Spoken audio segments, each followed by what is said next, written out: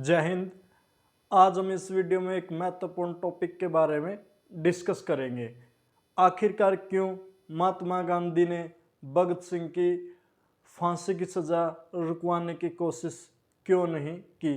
तो आज इसी प्रश्न को लेकर हम इस वीडियो में डिस्कस करने जा रहे हैं। लेकिन इस प्रश्न को उत्तर ढूंढने से पहले हम भगत सिंह के बारे में पढ़ेंगे। भगत सिंह को शहीद आजम भगत सिंह के नाम से भी जाना जाता है और वह भारत माता के महान क्रांतिकारी सपूत हुए थे। आज उनकी पुण्यतिथि है क्योंकि 23 मार्च 1931 को उन्होंने लाहौर की सेंट्रल जेल में उनको और उनके साथी राजगुरु और सुखदेव को फांसी दे दी गई थी अंग्रेजी सरकार के द्वारा। तो आज उनकी पुण्यतिथि की अवसर पर हम उनको नमन करते हैं। तो सबसे पहले हम जानने की कोशिश करेंगे भगत सिंह और उनके जीवन के बारे में। तो शहीद आजम भगत सिंह का जो जन्म था वो हुआ था 27 सितंबर 1907 को। 27 सितंबर 1907 को बंगा पंजाब में 27 सितंबर 1907 को बंगा पंजाब में इनका जन्म हुआ था भाई, ठीक है ना। जो बंगा पंजाब है वर्तमान में ये पंजाब पाकिस्तान में पड़ता है, यानी कि पाकिस्तान के पंजाब प्रांत में ये पड़ता है। लेकिन इनका जो पैतृक गांव था वो कहाँ पे पड़ता है, इनका वर्तमान पैतृक गांव वर्तमान के जो पंजाब भारत में इनका पड़ता है भाई, ठीक है ना। जहाँ पे हाल ही में पंजाब के मुख्यमंत्री भगवंत मान ने शपथ ग्रहण किया था भाई, ठीक है। तो जो भगत सिंह की जो प्रारंभिक शिक्षा है वो इनकी वहीं बंगा पंजाब में ही होती है। लेकिन उच्च शिक्षा प्राप्ति के लिए कहाँ पे आ जाते हैं, लाहौर आ जाते हैं। और इनके जो पिता का नाम क्या होता है, इनके पिता का नाम किशन सिंह होता है, जो कि पेशे से एक किसान होते हैं, ठीक है ना।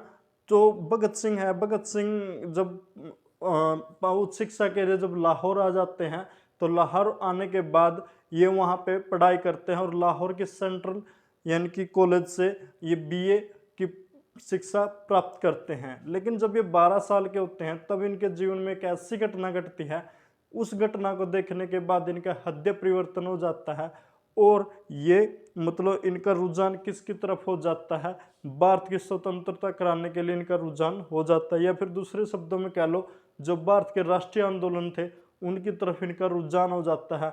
और वो घटना थी 13 अप्रैल 1919 की, यानी कि 13 अप्रैल 1919 को अमृतसर के जलियांवाला में एक ऐसी घटना होती है जिसको हम जलियांवाला बाग हत्याकांड के नाम से जानते हैं। और जैसे ही ये घटना होती है उस समय भगत सिंह की उम्र मात्र 12 साल की होती है। और इस घटना के बाद उनका मतलब मन इतना विचलित हो जाता है कि पढ़ाई से इनका मन उठ जाता है और ये किसकी तरफ दौड़ पड़ते हैं, भारत को स्वतंत्रता कराने के लिए इनका मन उतावला हो जाता है भाई, ठीक है ना। और ये भारत को आज़ाद कराने के लिए, अंग्रेजों से मुक्त कराने के लिए जो भी अपने आयु के हिसाब से जो भी प्रयास होता था वो करने की कोशिश करते हैं। और उसके बाद जब महात्मा गांधी का यानी कि 1920 में जो असहयोग आंदोलन आता है उसमें भी ये काफ़ी बढ़ चढ़कर भाग लेते हैं। और यहाँ तक कि जो भी यानी कि सरकारी पुस्तकें हैं या फिर जो भी विदेशी सामान है उनका बहिष्कार करते हैं, ठीक है ना। और साथ साथ में जितने भी अपने साथी हैं उनके साथ मिलकर ये एक नई संगठन का निर्माण करते हैं जिसको नौजवान भारत सभा के नाम से जाना जाता है। और इससे ये जो भी युवा होते हैं उनको अपने साथ जोड़ते हैं और क्रांतिकारी गतिविधियों में भाग लेना प्रारंभ कर देते हैं। और कहते हैं जब महात्मा गांधी का असहयोग आंदोलन चला हुआ था तो उस समय देश का हर नौजवान, हर युवा महात्मा गांधी के असहयोग आंदोलन में बढ़ चढ़कर भाग ले रहे थे, क्योंकि लोगों के मन में अंग्रेजी सरकार के खिलाफ काफ़ी रोष था। और साथ साथ में जो जलियांवाला बाग हत्याकांड में जो नरसंहार अंग्रेजी सरकार ने किया था उस रोष को यानी कि प्रदर्शित करने के लिए असहयोग आंदोलन सबसे अच्छा प्लेटफार्म था। और कहते महात्मा गांधी जी का असहयोग आंदोलन काफ़ी अच्छा चल भी रहा था और ऐसा लग ही रहा था कि भाई इस आंदोलन सफल होगा और अंग्रेज भारत छोड़ के चले जाएंगे, क्योंकि इस आंदोलन की वजह से, इस आंदोलन में जो लोगों ने बढ़ चढ़कर भाग लिया उसकी वजह से जो अंग्रेज अधिकार है अपने घरों में, अपने मकानों में घुस के रहने लग गए थे। उनकी इतनी हिम्मत नहीं हो रही थी कि वो घर से बाहर भी निकल सके।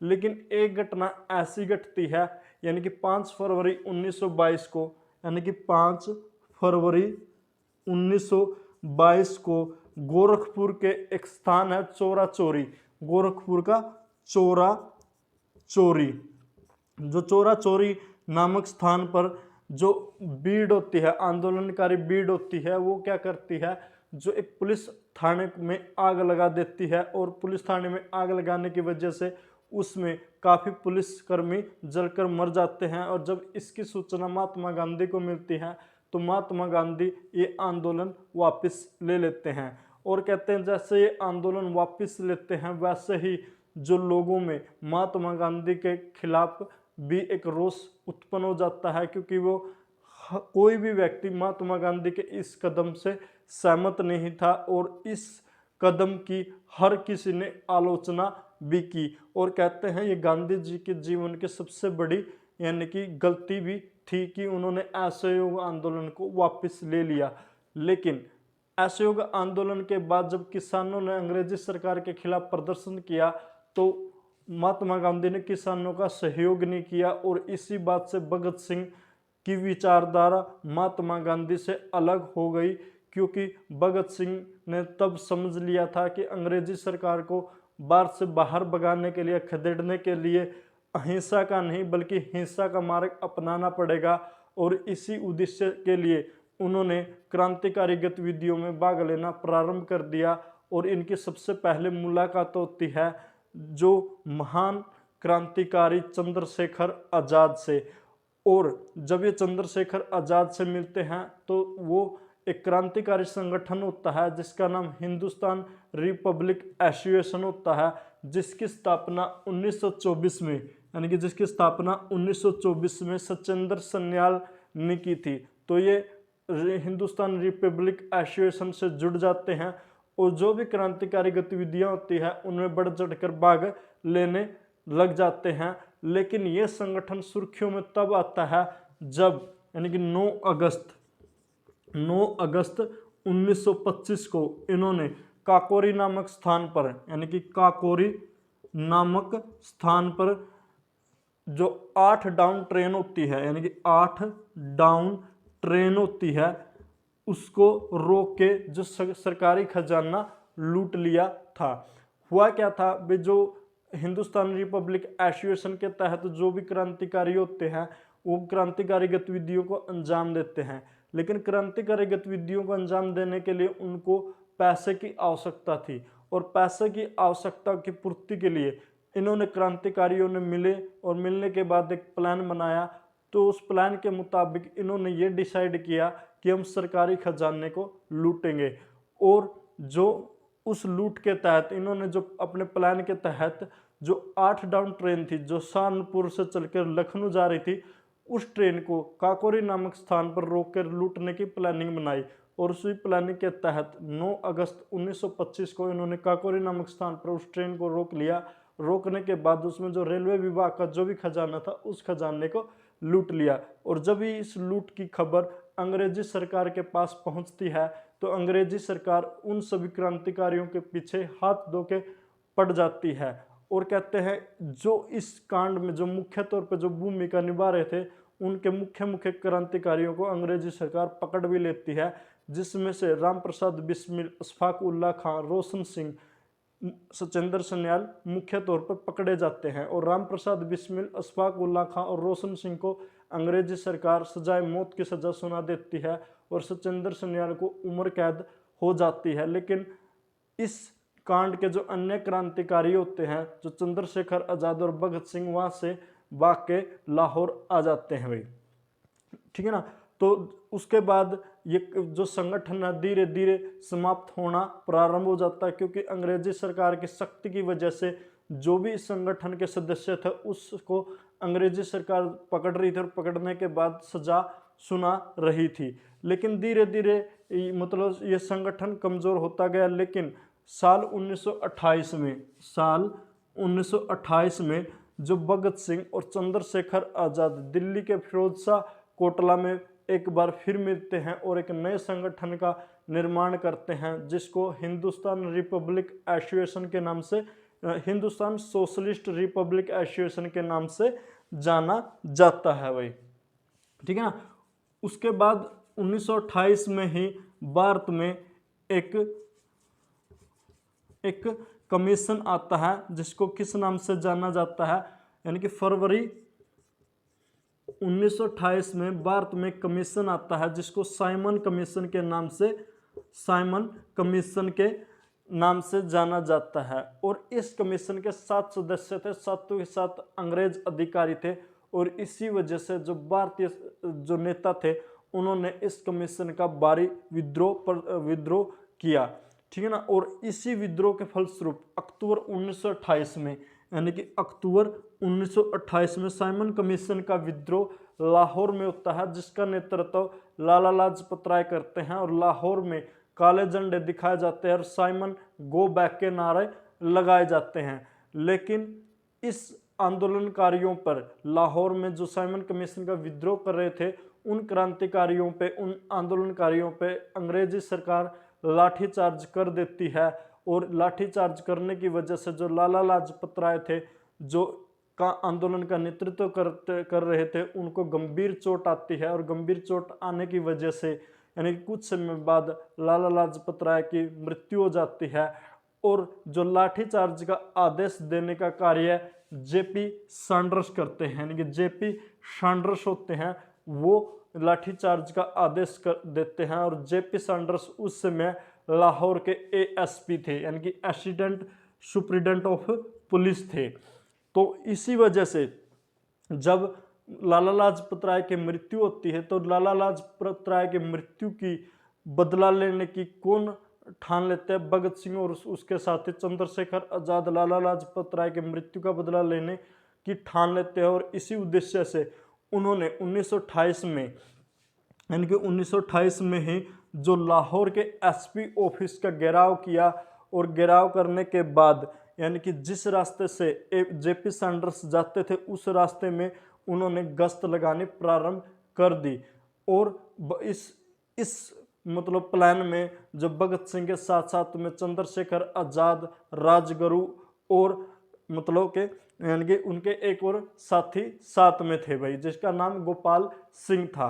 और जैसे ही साय के 4 बजते हैं, यानी कि साय के 4 बजते हैं, जेपी सैंडर्स अपनी बाइक से जो एसपी ऑफिस से बाहर निकलते हैं, तो जैसे ही वो बाहर निकलते हैं, वैसे ही दीवार के पास जो चंद्रशेखर आजाद खड़े होते हैं, वो इशारा किसकी तरफ करते हैं? गोपाल की तरफ करते हैं। और गोपाल इशारा किसकी तरफ करते हैं? राजगुरु की तरफ करते हैं, जो बीच रास्ते में अपनी साइकिल को खड़ा करके उसको ठीक करने की एक्टिंग कर रहे होते हैं। और जैसे ही पास से जेपी सैंडर्स गुजरते हैं, वैसे ही राजगुरु खड़े होते हैं और जेपी सैंडर्स को 2 गोलियां मार देते हैं। और जैसे ही जेपी सैंडर्स को गोली लगती है, तो वो बाइक से नीचे गिर जाते हैं। लेकिन पीछे से भगत सिंह आते हैं और आने के बाद 3 गोलियां और उनको दाग देते हैं। लेकिन जो जेपी सैंडर्स थे, वो राजगुरु की गोली से ही मर चुके होते हैं और भगत सिंह उनको 3 गोलियां और मार देते हैं। और वैसे ही उसके अंगरक्षक, जो जेपी सैंडर्स के अंगरक्षक पुलिसकर्मी होते हैं, और राजगुरु और भगत सिंह को पकड़ने के लिए उनके पीछे दौड़ते हैं। तो वैसे ही चंद्रशेखर उनको चेतावनी देते हुए रुकने का आदेश देते हैं, लेकिन वो पुलिसकर्मी नहीं रुकते हैं और मजबूरनवश जो चंद्रशेखर आजाद ने उन पुलिसकर्मियों को भी गोली मार दी। और इस केस को, यानी कि इस केस को लाहौर षड्यंत्र केस के नाम से जाना जाता है। और वैसे ही जैसे ही उन्होंने इस षड्यंत्र को अंजाम दिया, वैसे ही लाहौर में, यानी कि चारों तरफ पोस्टर लग जाते हैं कि हमने लाला लाजपत राय की मृत्यु का बदला ले लिया। लेकिन इस खबर को जब अंग्रेजी सरकार को मिलती है, तो अंग्रेजी सरकार भगत सिंह, चंद्रशेखर आजाद और साथ साथ में राजगुरु और उसके साथी को पकड़ने के लिए चारों तरफ अपने, यानी कि जासूस छोड़ देती है और उनको धरपकड़ जारी कर देती है। लेकिन भगत सिंह, राजगुरु और चंद्रशेखर आजाद मतलब वहाँ से निकल के कहाँ पे आ जाते हैं? दिल्ली आ जाते हैं। और लाहौर से दिल्ली आने में जो भगत सिंह की सहायता कौन करती है? एक लेडीज होती है जो उनकी बाबी होती है, जिसका नाम दुर्गा बाबी होती है, वो उनकी सहायता करते हैं और बेस बदलकर भगत सिंह वापस कहाँ पे आ जाते हैं, दिल्ली आ जाते हैं। और जो आप भगत सिंह की जो कैप वाली फोटो देखते हैं, वो फोटो कहाँ पे ली गई है, वो फोटो दिल्ली के रेलवे स्टेशन पे ली गई है, जब भगत सिंह लाहौर से दिल्ली अपना बेस बदल कर आते हैं भाई। तो जब वो दिल्ली पहुंच जाते हैं तो दिल्ली पहुंचने के बाद भी क्रांतिकारी गतिविधियों में इन्वॉल्व रहते हैं और जो अंग्रेजी सरकार को सबक से सिखाने का हर संभव प्रयास करते हैं। लेकिन साल 1929 में, यानी कि साल 1929 में ही अंग्रेजी सरकार एक बिल लाती है जिसको पब्लिक सेफ्टी बिल के नाम से जाना जाता है। और भगत सिंह और उसके साथी मतलब इस बिल को काला कानून मानते हैं और इस कानून को वापस लेने के लिए जो अंग्रेजी सरकार पर जो संभव वो प्रयास करने की कोशिश करते हैं, मतलब वो हर तरह का प्रयास करते हैं ताकि अंग्रेजी सरकार इस बिल को वापस ले ले। और कहते हैं जो क्रांतिकारियों के साथ साथ में अन्य आंदोलनकारियों ने भी सरकार पर दबाव बनाने की कोशिश की कि जो पब्लिक सेफ्टी बिल है इसको वापस ले ले। और इसी उद्देश्य से जो चंद्रशेखर आज़ाद और भगत सिंह एक प्लान बनाते हैं, उस प्लान के मुताबिक यानी कि 8 अप्रैल 1929 को यानी कि भगत सिंह और उसके साथी बुटकेश्वर दत्त नेशनल असेंबली, जो कि वर्तमान में भारत की संसद है, उसमें बम फेंकने का प्लान बनाते हैं। और ये मतलब संसद में जाते हैं, यानी कि सेंट्रल असेंबली में जाते हैं। और 8 अप्रैल 1929 को सेंट्रल असेंबली में जहाँ पे यानी कि खाली बेंच होते हैं वहाँ पे बम फेंक देते हैं। और जैसे ही वो बम फेंकते हैं चारों तरफ अफड़ा तफड़ी मच जाती है।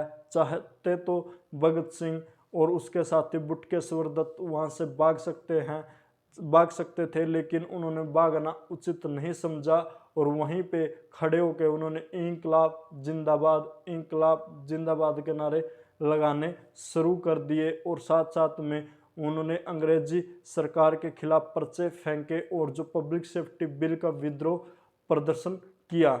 और कहते हैं वैसे ही जब उन्होंने इंकलाब जिंदाबाद के नारे लगाए, वैसे अंग्रेज पुलिस अधिकारी वहां पे आते हैं और भगत सिंह के साथी बुटकेश्वर दत्त को भी गिरफ्तार करके ले जाते हैं। और यहीं से कई बार एग्जाम में पूछा जाता है इंकलाब जिंदाबाद का नारा किसने दिया था।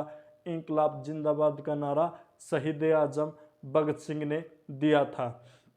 लेकिन जब उन्होंने भगत सिंह और उसके साथी बुटकेश्वर दत्त ने गिरफ्तारी दे दी थी, तो इस गिरफ्तारी के पक्ष में जो चंद्रशेखर आज़ाद नहीं थे और वो काफ़ी मतलब निराश हुए, क्योंकि उन्होंने भगत सिंह नहीं चाहते थे कि भगत सिंह और उसके साथी बुटकेश्वर दत्त गिरफ्तारी दे। और उसके बाद जो क्रांतिकारी गतिविधियों का सारा भार चंद्रशेखर आज़ाद के ऊपर आ जाता है और भगत सिंह और उसके साथियों को पकड़ के लाहौर ले जाया जाता है और लाहौर में उनके ऊपर मुकदमा दर्ज किया जाता है। लाहौर पर षड्यंत्र केस के साथ साथ में दिल्ली बम कांड का मुकदमा उन पर दायर कर दिया जाता है।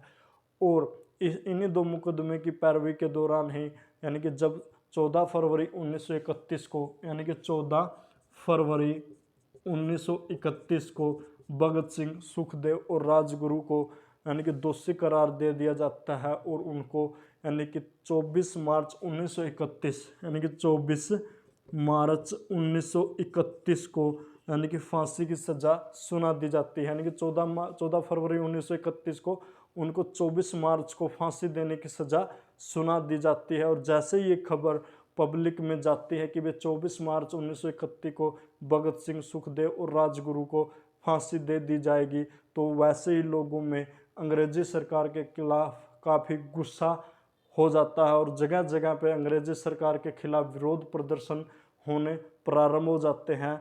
और दूसरी तरफ चंद्रशेखर आज़ाद भी अथक प्रयास करते हैं कि किसी न किसी तरह भगत सिंह, सुखदेव और राजगुरु की फांसी टल जाए। तो इसी उद्देश्य से उन्होंने गांधी जी से मुलाकात करने के प्रयास की और उन्होंने अपनी दुर्गा भाभी को गांधी जी के पास भी भेजा कि वो क्यों ना मतलब उस समय के वायसराय लॉर्ड इरविन से बात करें। और बात करने के बाद जो सुखदेव, राजगुरु और भगत सिंह की फांसी को टलवा दिया जाए। लेकिन जो दुर्गा भाभी की बात को भी महात्मा गांधी ने इग्नोर कर दिया। और साथ साथ में जब मतलब चंद्रशेखर आज़ाद को ये खबर मिली तो वो काफ़ी निराश हुए और उसके बाद उन्होंने यानी कि इलाहाबाद पहुंचे और इलाहाबाद में जो आनंद भवन में वो जवाहरलाल नेहरू से मिले और जवाहरलाल नेहरू से मिलने के बाद भी उन्होंने रिक्वेस्ट की कि वो गांधी जी से मिले और मिलने के बाद मतलब उस समय के वायसराय लॉर्ड इरविन से बात करके चंद्रशेखर भगत सिंह सुखदेव और राजगुरु की फांसी के टलवाने की प्रयास करे, लेकिन जो जवाहरलाल नेहरू ने भी चंद्रशेखर आज़ाद की बात नहीं सुनी। और यह क्वेश्चन आज तक हर भारतीय के ज़हन में है कि आखिर क्यों महात्मा गांधी ने भगत सिंह सुखदेव और राजगुरु की फांसी का विद्रोह क्यों नहीं किया और उन्होंने क्यों नहीं मतलब उस समय के वायसराय लॉर्ड इरविन से इसके बारे में बात की। और जब भी गांधी जी जहाँ जहाँ पे जाते थे हर नौजवान हर युवा उनसे यही क्वेश्चन करते थे, भाई क्यों मतलब आप जो सुखदेव राजगुरु भगत सिंह की पैरवी क्यों नहीं कर रहे। तो गांधी जी ने इसका एक ही जवाब दिया था कि मैं हिंसा के खिलाफ हूँ, क्योंकि जो भगत सिंह सुखदेव ने और राजगुरु इन्होंने क्या किया है, हिंसा की है। जो भगत सिंह और उनके साथियों ने जेपी सैंडर्स को मारा है, इसलिए मैं हिंसा का कभी भी समर्थन नहीं कर सकता। और इसलिए मतलब जो भगत सिंह सुखदेव राजगुरु ये सभी के सभी क्या थे, क्रांतिकारी थे। और महात्मा गांधी कभी भी किसी भी क्रांतिकारी के पक्ष में नहीं थे, क्योंकि वो अहिंसा के पुजारी थे, ना कि हिंसा के पुजारी थे। और इसी उद्देश्य से उन्होंने लॉर्ड इरविन से उस समय बात नहीं की थी। वैसे 1931 में महात्मा गांधी और लॉर्ड इरविन के बीच में एक समझौता भी होता है, जिसको यानी कि दिल्ली समझौता या फिर लॉर्ड इरविन गांधी समझौता यानी कि गांधी इरविन समझौता के नाम से भी जाना जाता है। और इसी समझौता के तहत जो भी भारत में आंदोलनकारियों पर जो भी मुकदमे दर्ज किए गए थे, सभी के सभी मुकदमे यानी कि अंग्रेजी सरकार ने वापस ले लिए थे। यदि भगत सिंह सुखदेव और राजगुरु की महात्मा गांधी जी उस समय इरविन से यानी कि वार्ता करते या उनका मुकदमा उनके सामने रखते तो शायद उनकी फांसी टल जाती। और यहाँ तक कि एक अंग्रेज अधिकारी ने भी अपनी आत्मकथा में ये चीज़ लिखी थी। उन्होंने लिखा कि मैं ये जानकर आश्चर्यचकित हो गया था कि महात्मा गांधी ने भगत सिंह सुखदेव और राजगुरु की फांसी टलवाने के लिए तनिक भर भी प्रयास नहीं किया। यानी कि मैं ये जानकर आश्चर्यचकित हो गया कि एक 23 साल का नौजवान फांसी पे चढ़ रहा है और एक 60 साल का बूढ़ा मतलब तमाशा देख रहा है। और उस समय यानी कि गांधी जी भी खुद एक बैरिस्टर थे, जवाहरलाल नेहरू भी बैरिस्टर थे यानी कि लॉयर थे, और साथ साथ में भीमराव अंबेडकर भी लॉयर थे। लेकिन किसी भी लॉयर ने भगत सिंह सुखदेव और राजगुरु का समर्थन नहीं किया, ना ही उन्होंने उनके केस लड़ने का प्रयास किया भाई, ठीक है ना। और आखिरकार मतलब जो 23 मार्च यानी कि 23 मार्च 1931 को 23 मार्च 1931 को एक दिन पहले ही यानी कि 23 मार्च 1931 को एक दिन पहले, वैसे सजा इनको यानी कि 24 मार्च 1931 को होनी थी, यानी कि फांसी इनको 24 मार्च 1931 को होनी थी, लेकिन एक दिन पहले ही 23 मार्च 1931 को भगत सिंह सुखदेव और राजगुरु को अंग्रेजी सरकार ने यानी कि फांसी की सजा सुना दी, यानी कि फांसी दे दी गई थी। और 23 मार्च 1931 को साय के 7 बजे थे, यानी कि साय के 7 बजे यानी कि अंग्रेजी सरकार ने भगत सिंह सुखदेव और राजगुरु को फांसी दे दी थी। और कहते हैं भाई जब भगत सिंह सुखदेव और राजगुरु को फांसी देने के लिए जब वार्डन उसके पास जाते हैं, यानी कि जब भगत सिंह के पास जाते हैं तो भगत सिंह उस समय किताब पढ़ रहे होते हैं। और वो किताब जो पढ़ रहे थे वो किसकी किताब थी, ये भी कई बार एग्जाम में पूछा जाता है। और जो किताब पढ़ रहे थे वो रूस के महान क्रांतिकारी लेनिन की किताब पढ़ रहे थे। यानी कि जब वो लेनिन की किताब पढ़ रहे थे तब वार्डन आता है और भगत सिंह को यानी कि फांसी के लिए ले जाने के लिए बोलता है। और कहते हैं तब भगत सिंह एक ही बात बोलते हैं कि ये आखिरी पन्ना बचा है, मैं इसको पढ़ लेता हूँ और मैं चलता हूँ। और कहते हैं जैसे ही उन्होंने पन्ना पढ़ा और पढ़ने के बाद वो खुशी खुशी उठते हैं, और उठने के बाद वो इंकलाब जिंदाबाद का नारे लगाते हैं। और इंकलाब जिंदाबाद के नारे लगाने के साथ साथ वो तीनों कॉरिडोर से जाते और जाते जाते यानी कि चारों तरफ जो लाहौर की जो सेंट्रल जेल में सिर्फ एक ही नारा लगा हुआ था, इंकलाब जिंदाबाद, इंकलाब जिंदाबाद। पूरी की पूरी जो लाहौर जेल थी वो इसी नारे से गूंज उठी थी। और जब वो जा रहे थे तो उन्होंने एक गाना मुस्कुराया था, मतलब गुनगुनाया था। वो गाना था सरफरोश की तमन्ना अब हमारे दिल में है, देखना है जोर कितना, कातिले बाजुओं में है, कातिले बाजुओं में है। और कहते हैं जब भगत सिंह को है ना फांसी की सज़ा दी गई थी, मतलब जब 14 फरवरी को उनकी फांसी की सज़ा सुनाई गई थी और जब 23 मार्च को उनको फांसी हुई थी, तो फांसी होने से पहले जब उनका वेट किया गया था तो कहते भगत सिंह का वेट बढ़ गया था। तो इससे अनुमान लगा सकते हैं कि वो देश के लिए कितना समर्पित थे, मतलब उन्होंने पूरा का पूरा अपना जीवन अपने देश के लिए ही समर्पित कर दिया था। देखो भगत सिंह ऐसा नहीं था भाई किसी छोटे मोटे परिवार से थे, वो भगत सिंह का जो परिवार था वो काफ़ी अच्छे परिवार से थे, मतलब अच्छे अमीर घर से वो बिलोंग करते थे। उनके फादर चाहे किसान हो लेकिन वो ठीक ठाक घर से बिलोंग थे, क्योंकि देखो उस समय तो कोई बच्चा पढ़ता भी नहीं था। तो उन्होंने मतलब हायर एजुकेशन के लिए लाहौर भी गए और लाहौर के जो सेंट्रल कॉलेज से ग्रेजुएशन कर रहे थे, जिस समय उन्होंने क्रांतिकारी गतिविधियों में भाग लेना प्रारंभ किया था। चाहते तो वो आराम से, मतलब क्या था, जैसे कांग्रेस के जो अन्य नेता थे उनकी तरह वो आराम से आंदोलन में भाग लेते रहते और धीरे धीरे करके भारत आज़ाद होने के बाद वो भी क्या कर आ जाते थे, भारत की राजनीति में आ सकते थे, जैसे कि जवाहरलाल नेहरू और अन्य नेता आ गए थे। लेकिन उनका उद्देश्य भारत में शासन करने का नहीं था, उनका उद्देश्य सिर्फ एक ही उद्देश्य था, वो था किसी न किसी तरह से मतलब भारत को अंग्रेजों से मुक्त कराना। उनका सिर्फ एक ही उद्देश्य था, जल्दी से जल्दी अंग्रेजों को भारत से बाहर खदेड़ना। ना ही उनका कोई ऐसा उद्देश्य था कि मैं भारत को आज़ाद कराऊं और आज़ाद कराने के बाद भारत में शासन करूं या फिर किसी पॉलिटिकल पार्टी से जुड़ूं और भारत में कोई राजनीतिक पद हासिल करूं। वैसे जो कांग्रेस के अन्य नेता थे उनका उद्देश्य ये जरूर था कि भारत को आज़ाद करने के बाद भारत पर शासन भी करना, यानी कि भारत सरकार में अपने आप को शामिल करना। तो यही फर्क था क्रांतिकारी आंदोलनकारियों में और जो अन्य आंदोलनकारियों में। जो क्रांतिकारी आंदोलनकारी थे या फिर जो क्रांतिकारी थे उनका उद्देश्य शासन करना नहीं था, उनका उद्देश्य सिर्फ और सिर्फ भारत देश को आज़ाद करवाना था। और कहते हैं भाई जो भगत सिंह को 24 मार्च 1931 को फांसी मुकम्मल हुई थी, लेकिन उनको फांसी 23 मार्च को ही दे दी गई थी।